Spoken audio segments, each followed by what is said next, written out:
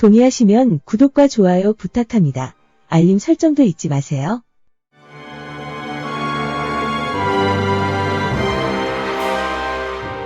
시청자 여러분, 안녕하세요. 강호나라TV의 진강호 평론가입니다. 오늘은 완벽한 실제 데이터를 가지고 분석하는 진짜 분석 평론을 진행하겠습니다. 역사적인 사실과 연관된 실제 데이터를 진짜로 분석합니다. 그 결과를 가지고 과학적으로 의문을 풀어나가는 프로입니다. 진행자는 절대로 개인의 생각을 뇌피셜을 섞어 일방적으로 주장하지 않습니다. 실제 빅데이터를 분석하여 특정 사건에 대한 이슈를 심층적으로 파악합니다. 그에 따라 냉철하게 논평합니다. 궁금한 부분에 대해 시청자님들의 이해를 돕습니다. 그것이 진짜 분석 프로의 목표입니다. 오늘은 그 첫 번째 시간으로 유경수 여사님에 대한 역사적 진실을 다루고자 합니다. 유경수 여사님이 언제 서거하셨습니까? 1974년 8월 15일입니다. 문세광의 총탄에 쓰러지셨습니다. 그날 어떤 일들이 일어났을까요? 이제부터 그와 관련한 의문을 과학적으로 풀어나가 보겠습니다. 유경수 여사님은 1974년 8월 15일 아침에 이상한 현상을 겪습니다. 오렌지색의 고운 한복 옷고름이 그날따라 구겨져 있는 겁니다.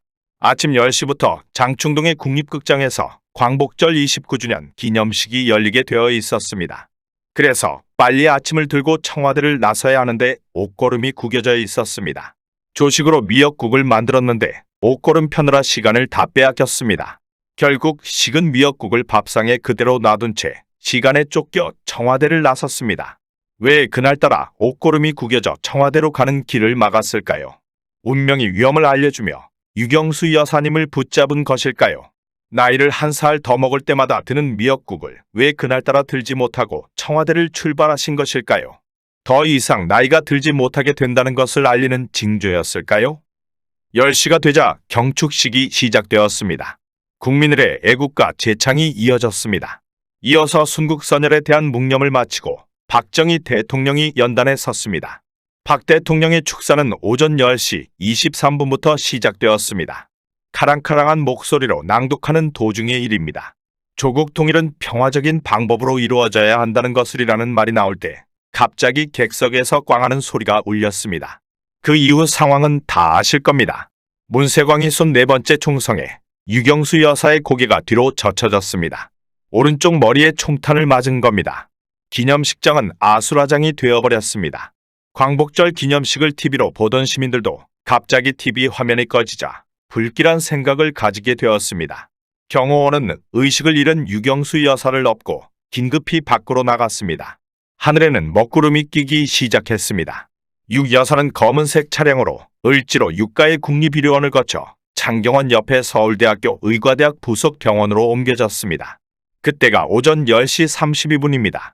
위암수술의 세계적 권위자인 김진복 박사가 당시 응급실장이었습니다. 그는 서둘러 의료진을 지휘하였습니다. 응급조치를 하고 뇌수술을 위해 머리카락을 깎는 데 20여 분이 걸렸습니다. 응급처치가 끝난 후 유 여사는 수술실로 옮겨졌습니다. 11시부터 신보성 교수, 최길수 교수 등 신경외과 팀의 집도로 수술에 들어갔습니다. 박정희 대통령도 광복절 기념식 행사를 마치고 서울의과대학장의 안내로 병원에 도착했습니다. 박 대통령의 검은 얼굴은 거의 샛노랗게 변해 있었고 핏기를 잃었습니다. 기가 막힌 장면을 대하며 입을 굳게 다문 채 무서울 정도로 노한 표정을 지었습니다.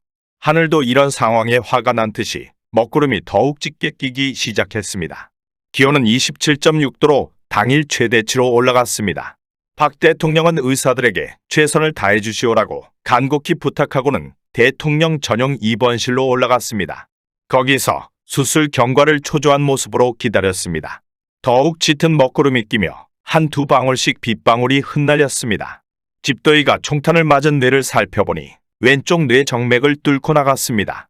문제는 관통한 총알이 똑바로 나가지 않고 뇌 속에서 돌았다는 데 있었습니다. 그러면서 뇌의 가장 큰 정맥 혈관을 건드린 것입니다. 수술을 시작하자마자 머릿속에 가득 차 있던 피가 뿜어져 나왔습니다. 그런데 유 여사의 혈액형이 AB형이어서 피를 구하기가 어려웠습니다. 부랴부랴 인근 병원들과 적십자 혈액원을 돌며 피를 모아왔습니다. 148팩의 혈액을 수혈하며 수술을 진행했습니다. 집도이들이 한숨을 쉬기 시작했습니다. 총탄이 5mm 정도만 빗나갔어도 정맥을 피해갔을 터인데 절망적인 상황이 파악된 겁니다. 12시쯤 되자 서울 지역에 본격적으로 비가 내리기 시작했습니다. 기상청에서 12시에 측정한 강수량이 0.2mm였는데 오후 1시에 측정해보니 7.5mm로 폭증했습니다. 수술은 4시 20분까지 무려 5시간 20분에 걸쳐서 진행되었습니다. 4시를 전후해 집도인은 도저히 가망이 없다고 결론 내렸습니다. 수술 현장을 지키던 이해주 수간호사에게 환자용 시트를 가져오라고 지시했습니다. 그녀는 집도의의 말의 의미를 너무나도 잘 알기에 눈물이 났습니다. 이제 돌아가시는구나란 생각에 울컥해졌습니다. 강수량은 2시에 4.7mm, 3시에 2.9mm로 점차 떨어졌습니다. 4시가 되자 강수량도 1.4mm로 급격히 떨어졌습니다. 그때 풍속도 0m/s로 바람이 멎더니 풍량도 0이 되었습니다. 그러더니 서울의 하늘이 일부 개면서 서울대병원 일대가 갑자기 환해졌습니다. 하늘에는 영롱한 무지개까지 나타났습니다. 육 여사의 피습 사실을 알고 있는 사람들에게도 불안감이 엄습해왔습니다. 혹시 무지개가 육 여사의 승천길을 인도하는 징후가 아니냐고 숙덕이는 사람도 있었습니다. 이해주 간호사는 육 여사의 몸을 감쌀 큰 시트와 새 환자복을 구했습니다. 수술실로 돌아가니 육 여사의 얼굴은 머리부터 코까지 압박 붕대로 동여매어 있었습니다. 압박 붕대로 인해 입주위는 물론 몸까지 부어올랐습니다. 4시 20분에 수술이 완전히 끝나자 이해주 간호사는 육 여사를 회복실로 옮겼습니다. 그런 후 유품을 챙기기 시작했습니다. 육 여사의 한복 속옷을 집어 들어보니 기가 막혔습니다.